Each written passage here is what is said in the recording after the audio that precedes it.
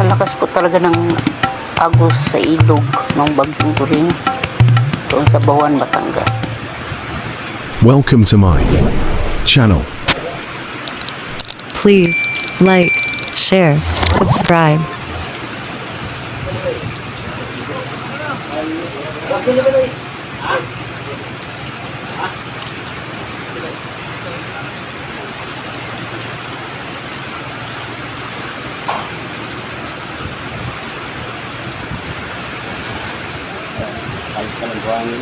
Baho ng tubig.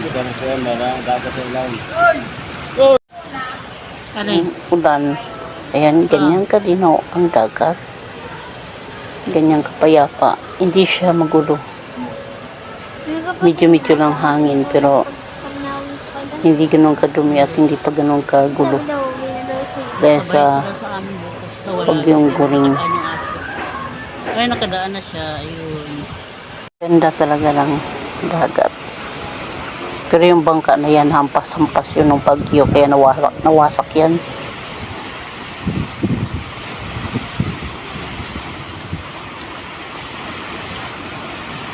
Ayan, at nag-uumpisa na yung lakas ng alon. Kasi mag-uumpisa na yung bagyo eh. Lakas na rin ang hangin yan. Tanghali.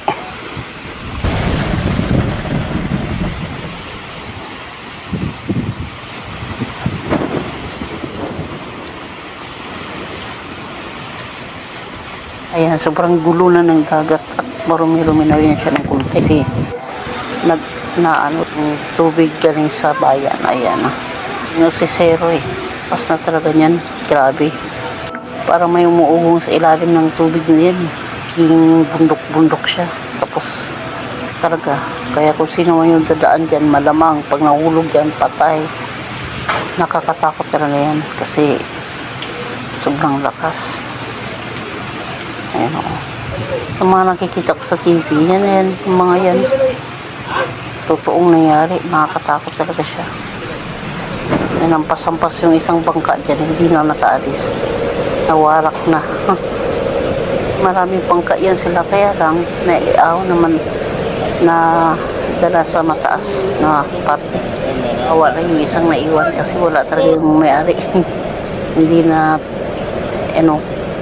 pang mga naano dyan, yung mga malalaking kahoy, mga water lily, mga kung ano-ano na ng mga basura, naghalo-ano na. Papunta dyan. Papunta doon sa gitna, papunta doon sa may barko. Kanyang kalayo yung nararating ng